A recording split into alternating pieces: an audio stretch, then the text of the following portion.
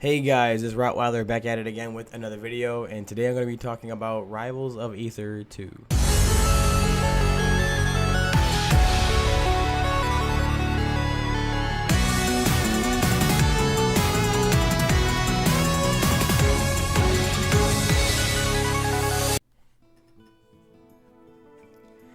I kind of just got a list here of things I want to talk about, and I'll just slowly cover each and everything until we hit the bottom of the list.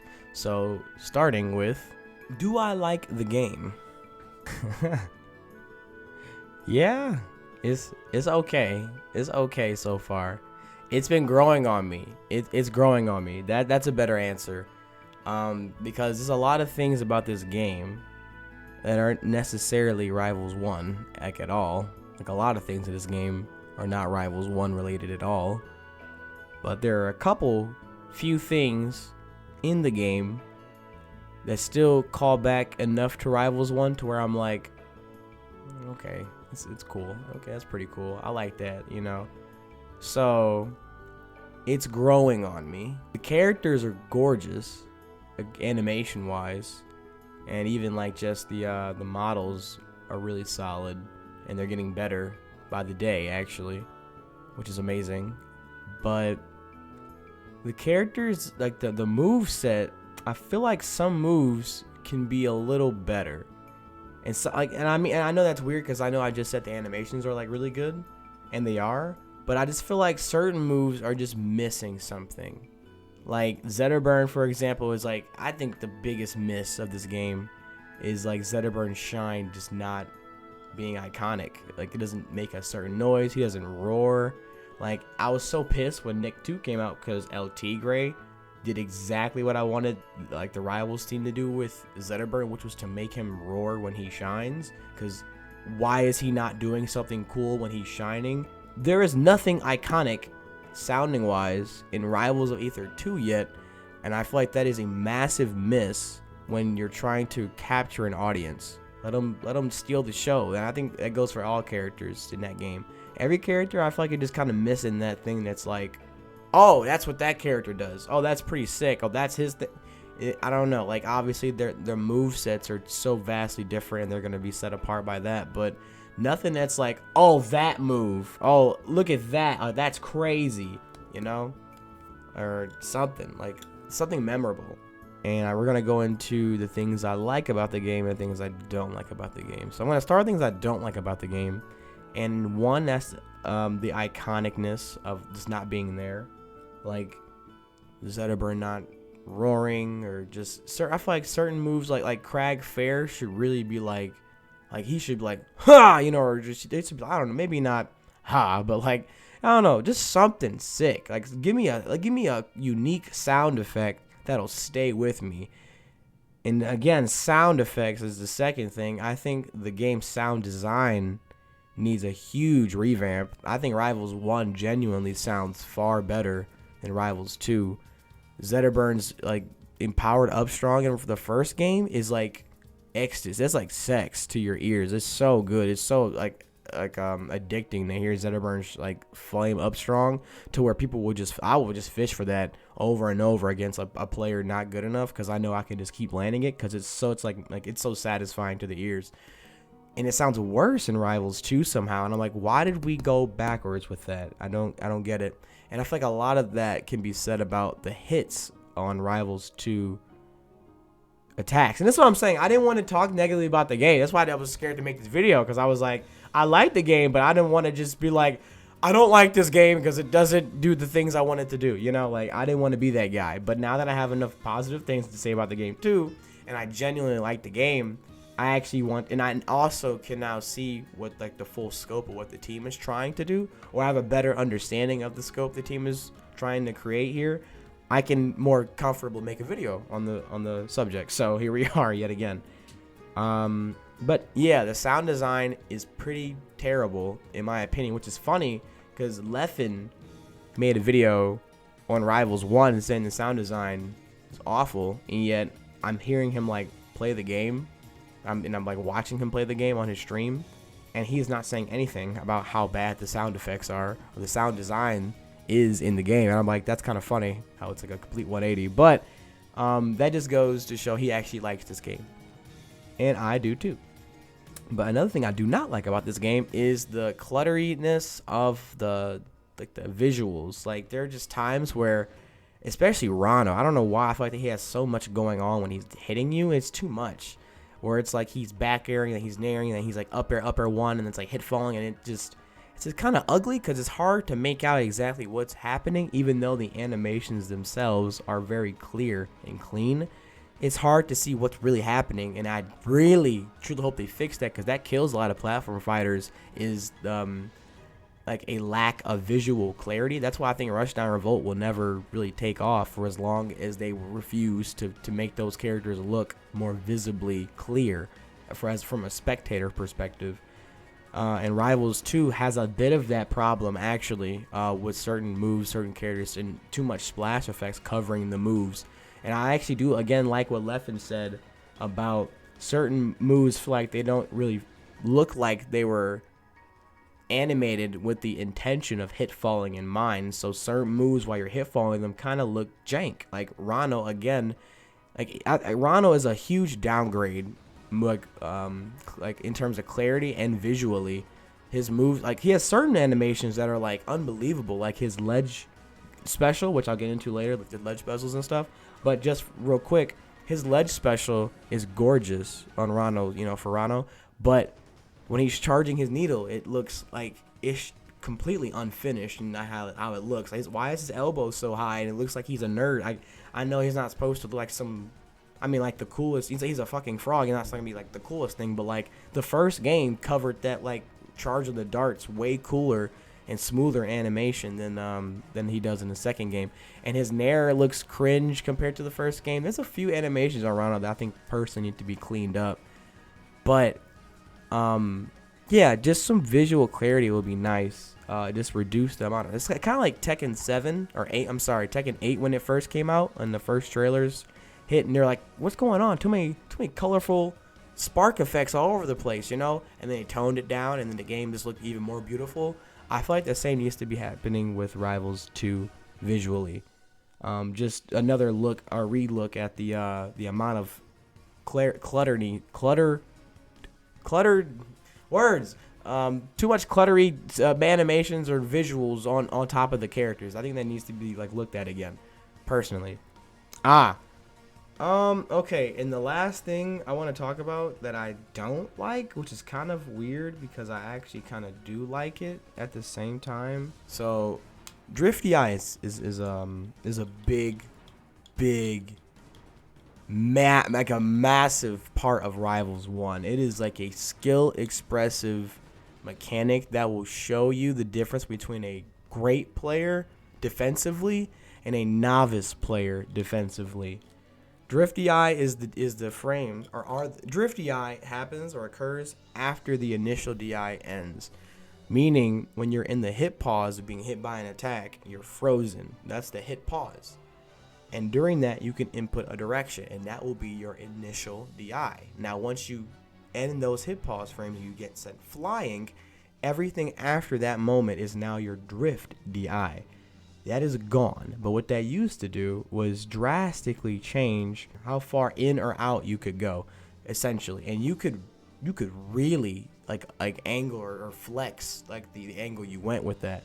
And so you could end up juking certain combos by having the NDI, but then you would drift out, and now you'd be just too far away for like that Crag Fair chain. There are so many implications of when you can use Drift DI that will separate a phenomenal, like Cake Assault has the best, no one talks about it actually. People do not talk enough about how good Cake Assault's Drift DI actually is, how he survives things that are, for most people in the community, unsurvivable, like Orcane down smash, honestly, all the down smashes that kind of screw your DI, Edalus forward smash that you need to like no DI and then go into Cake Assault will live where other players would not have a chance in hell to live, and he'll do it consistently to where if you watch him long enough and pay attention, you will be like, oh my goodness, this guy's DI is incredible.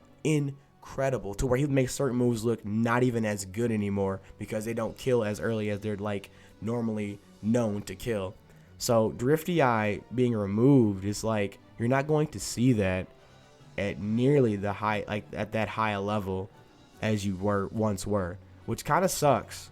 But at the same time, Drifty Eye makes combos kind of inconsistent because of that fact.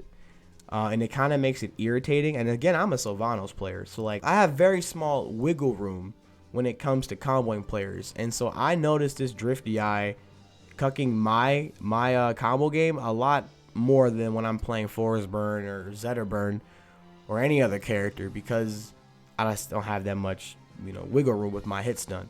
And so Drifty Eye ends up being something I often think about when I'm hitting people. Like, they mixed me here with drift in, and so this downer I did, like, I don't have time to wait for the downer because it's not that much hit stun, so I kind of have to shotgun some of these options.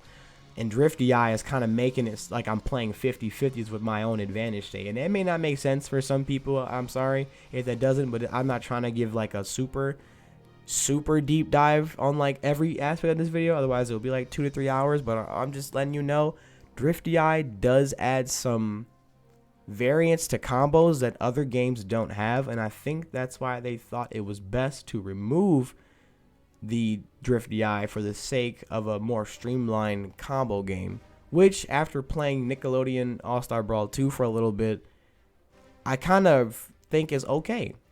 It does make Raster more broken, but at the same time, Raster was already touching us once and killing us anyway, with or without the Drifty Eye. So it's like, okay, Drifty Eye being removed at first was a huge negative to me because that expression of skill is removed.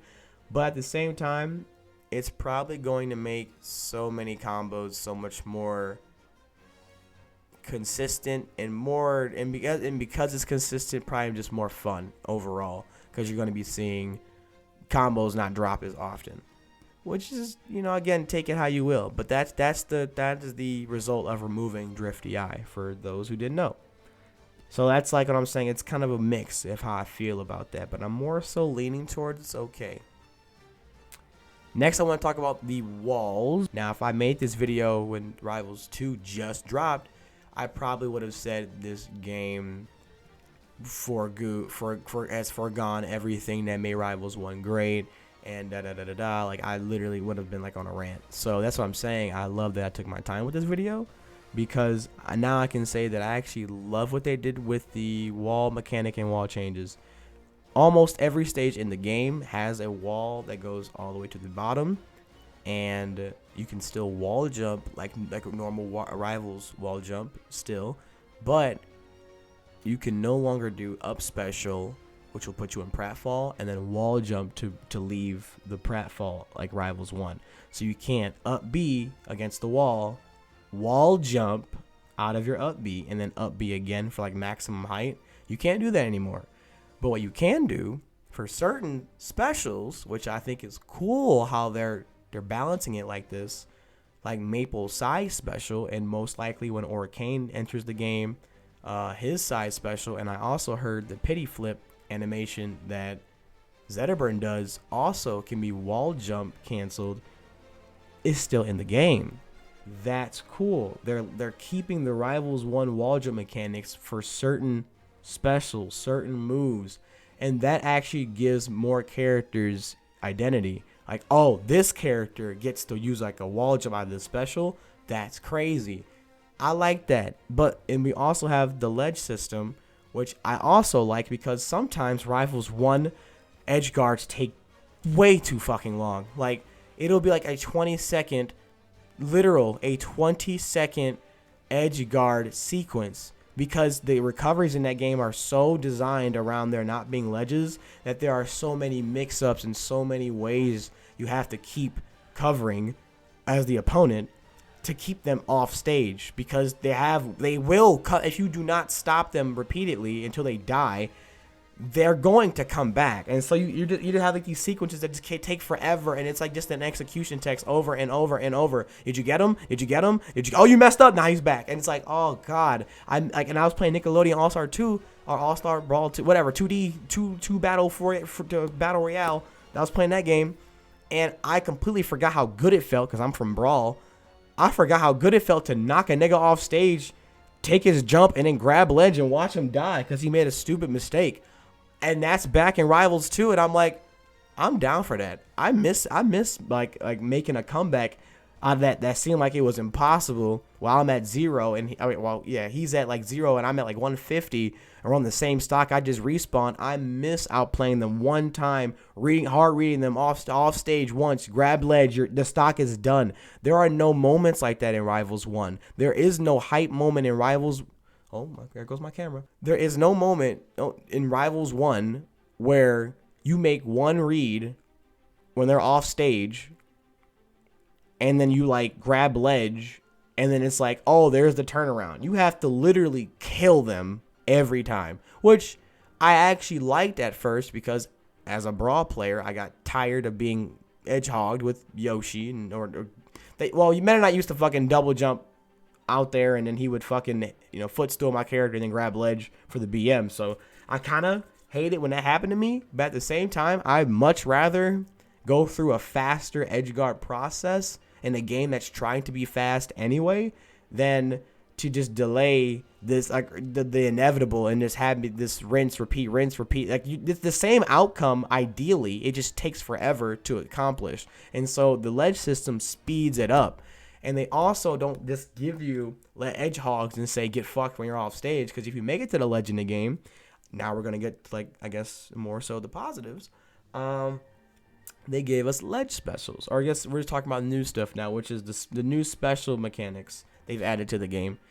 And the first one, since I'm talking about the ledge, is the ledge special, which I actually really, really, really like in concept. Probably my favorite concept of all three, because the other two seem very degenerate, in my opinion. Because one is like getting grabbed, and it's like, oh god, a 50-50 every time I get grabbed. That's going to be something. That's going to create so many, like, a mental, like, I give up, just pressing A, do what you want, I'm not guessing anymore.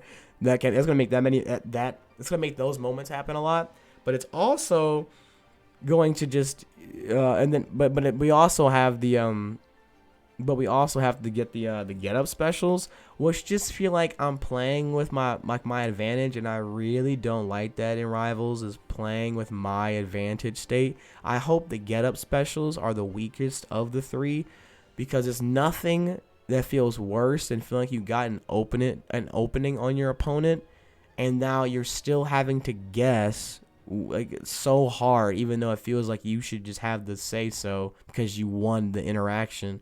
Like, that's why I saw that Ronald get up special, and I'm like, why does he have the ability to just time this and go intangible through their attack and then counter attack? And he was the one on the ground. They shouldn't be that good. You know what I'm saying? Like, you should be losing if you got hit in neutral. This is Rivals. Like, the characters want to go so far, but maybe that's intended, maybe because, Rivals 1 is a fast game, and there weren't many defensive. You know what? Again, see, this is what I'm saying. It's the more I think about the game, the less mad I get at it. Because it's like, is that necessarily a bad thing in a game that got criticized a lot because it didn't have enough defensive mechanics? And I'm sitting here saying this defensive mechanic is too strong. Maybe that's its intended purpose. Maybe I'm sitting here saying move is working as intended, therefore it is annoying. Like, what am I really saying? So I don't know. Maybe if the ghetto specials are supposed to be that powerful, it is what it is. But it still may feel bad as a player in the driver's seat, because getting reversal never feels good. Like, it's one thing to go back to neutral, but to get reversal, it's like, why do I still have to? I don't know. Maybe I'm just being a scrub, but I'm also not new. I'm not used to get up specials, So who knows? But yeah, we'll see. But ledge specials I like a lot, because they don't, like, Maples really showed me the potential of ledge specials. Because she has a ledge special that, like, unlike Crag, which is high risk, and Rano, which is high risk, and Zetaburn, which is high risk so far, these are the only ones I've really seen, Ronno's is very low, or no, Ronno. Maple's is very low impact. And what I mean by that is she places Terry, the little new plant that sits on the ledge, and then she remains on the ledge. So she still can sit there and then choose a mix-up after she just tapped B. And so that gave me like so many different ideas of what they could do for ledge specials. Like they can have the whole concept of this ledge special has low impact, but it creates other opportunities. And these other ones are high impact, but they're very risky. Like Crag, when he does his neutral B, I think it starts to check chase from him on the ledge. That's pretty crazy if that's what it does, right? You know, puts him in advantage even though he's not supposed to be an advantage while he's on the ledge. So risky, right? But then Maple, she just plants like a plant and she remains on the ledge. That is nuts to me. That's so nuts. Because there's going to be characters that probably take this idea so much deeper. Like, there may be characters that are balanced later in the future by having, like, the most ridiculously broken disadvantage by having, like, good get-up specials, good ledge specials that get them out of disadvantage for free, but then have pretty weak neutral tools because they're going to be having easy and free disadvantage states. Like, there's so many ways you can balance the game around the potential of these new specials that it's kind of fun, actually. And I didn't think about that. Like, even though I kind of think the grab is going to be kind of the most broken and the most annoying, it's still kind of cool where you have the dynamic of, oh, if that character grabs me, it is going to be a problem. Because, and I think I don't think, but what I was told, if you grab someone and you hit the pummel, they take massive amount of damage, and then you have like the opportunity to like re-grab them and kind of get a chain grab going, and that is really powerful because it's a 50-50 grab system. And so if you're getting re-grabs, right, because you're doing the normal pummel and then you're getting a re-grab because you get a normal pummel, you're going to be getting a lot of damage and a lot of mind fuckery, to be real, because eventually they are human. They're going to want to stop getting hit and stop taking damage. They're going to eventually press the A button, and that just may be the time you did your pummel special, and now they're getting hit. They're like by Zetaburn, fire, and up smash, or whatever he does. Like, that is still unique. Like, where if you have a character that is really that centered around grabbing, that's pretty cool. But that is probably the most broken of the three special. I gotta throw that out there. So that might have to need the most balancing because grabs are inherently OP, because they ignore a third of the game's mechanics. What's next? Shields gotta be the greatest thing added to this game. Gotta be. And it took me a long time playing Rivals 1 to really see why. Because I'm a Smash player first. Well, I was a Smash player first. So, Brawl taught me shields are broken. Shields are broken in that game because you had like no shield stun in Brawl. So you were grabbing everybody for everything, and moves just weren't that safe, except for like Marfair and like Meta Knight. It's everything. Smash 4 kind of took that a little further and gave every character like a two-piece down throw up air, which is kind of lame, but it was so powerful in that game that it was like, oh, everybody's going to be shielding a lot.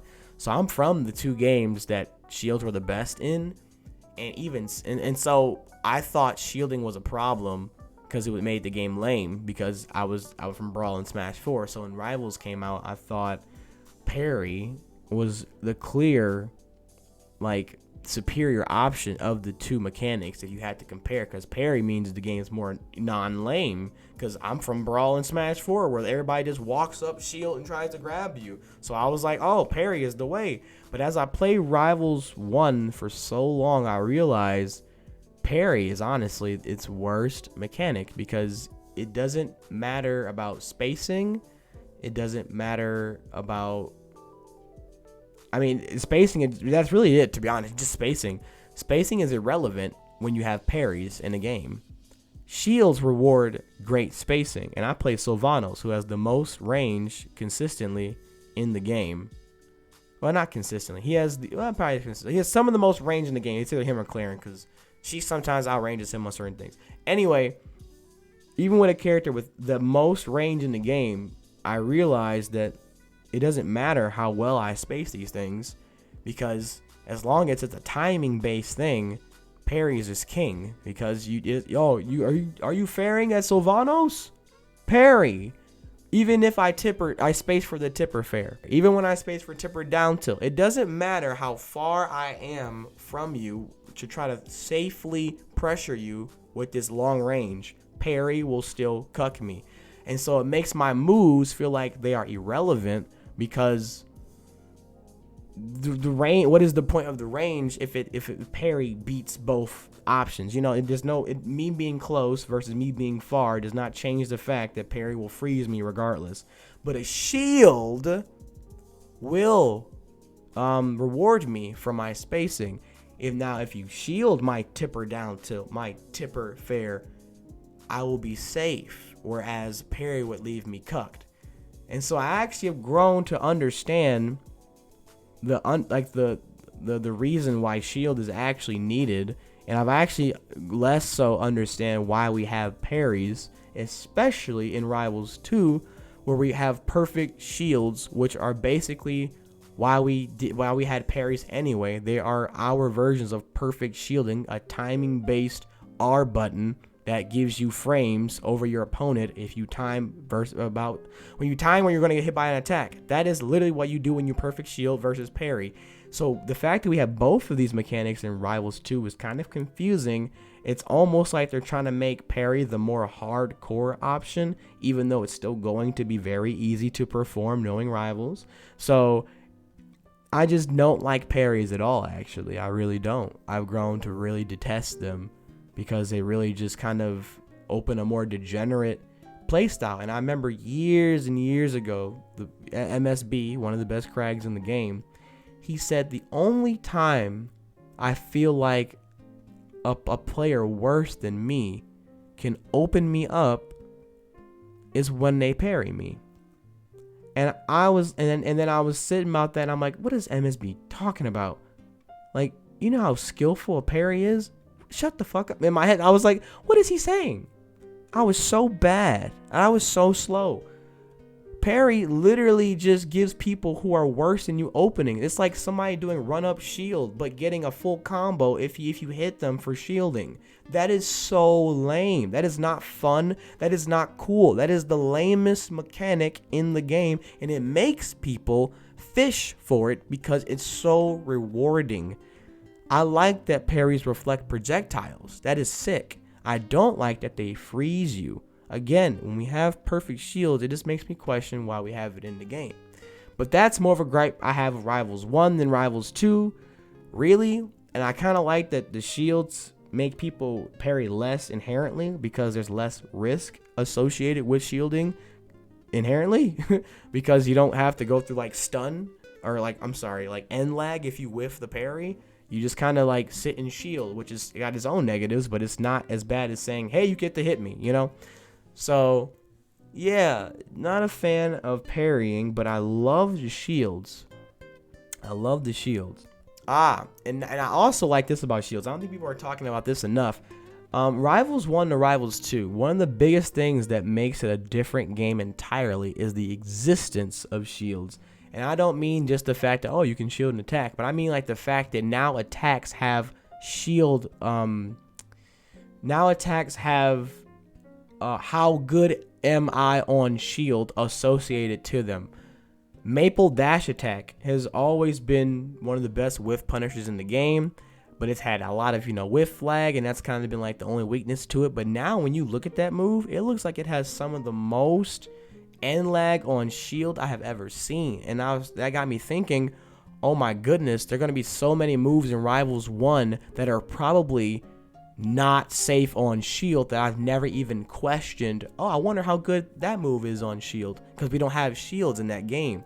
So that changes the dynamic and how many characters want to play. There's so many questions now that need answers. Like that opens like the door to so many things to like check when we finally get this game in our hands. Like, this game is not just what if we took Rivals 1 and put it in a 3D models. This is Rivals 2. Like, this is a different game entirely, and that kind of was solidified to me when I watched Leffen's Twitch stream when he was given the game a little early, and someone was talking about how Leffen doesn't know about hit falling or whatever, and he kind of snapped at him, and he was like, this is not Rivals 1. He's like, this is a completely different game. This game plays nothing like Rivals 1. Like, and then he was talking about how Darai couldn't do like this one Rano combo, and he was like, it's taking him a while to learn it or whatever. And it's like, he was like, yeah, it's not Rivals 1. And I'm like, he really, like, even though he was kind of pissing me off with his like attitude, he's right. It's just not Rivals 1. And I'm not too mad at that, because by the end of Rivals 1, I started to realize some of the stuff in that game is just kind of not unnecessary. Like, again, parries, and 2, that game is a mash fest. Like, I used to love Rivals 1 in the sense that I thought it was like this, if no matter what happens in that game, I always felt like I was in the driver's seat. Now, when I play that game, I'm like, oh, if I just get touched, I'm going to die. Like, you are going to die. Like, you're going to die. Sometimes Rival just feels like such a mass fest, because the reward, I was saying this in my old videos, people have gotten so good at this game to where if you get hit, you just take 80%, right? And because getting hits is that rewarding, people will subject themselves to the most degenerate play styles in order to just touch you. And I mean, people will double roll in behind you, like just like as a mix up. People will constantly mash out of hit stun. People will do like run up parry, like over, like, and they will do wake up parry. They'll do mistech parry. This is what I'm saying. Parry is such a degenerate option. It makes people just fish for the lamest openings in the game, like, because they can't win neutral. I keep people out with Sylvanos over and over, down tilts, jabs, forward tilts, all the up anti-airs, howls. I'm controlling all this. I just noticed they end up relying on the most degenerate things possible to try to get in, and that's usually parry or like mash. And I'm like, this game has become so unga boonga, and it's like, even when I beat these players, it's like, why do they see the game like this? And it's like, because the game allows them to do this, and to an extent take it to some success. And that's when I'm like, this game is just kind of not all the way done. Like like, I love Rivals 1. I really do. I really, really, really do. I love this game. But like, God, like towards the end, it was like pulling my hair out, especially when Olympia came out. She just emphasized that to another level, because everything she did was so free.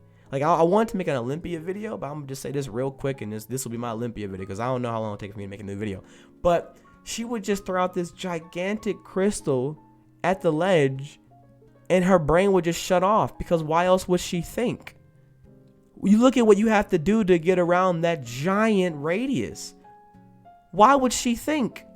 I don't blame them for not thinking, but God, is it like I have to do like a fucking acrobatic, like Dick Grayson type Batman Robin shit just to get around that one fucking crystal, just for her to fare me down there and put up another one?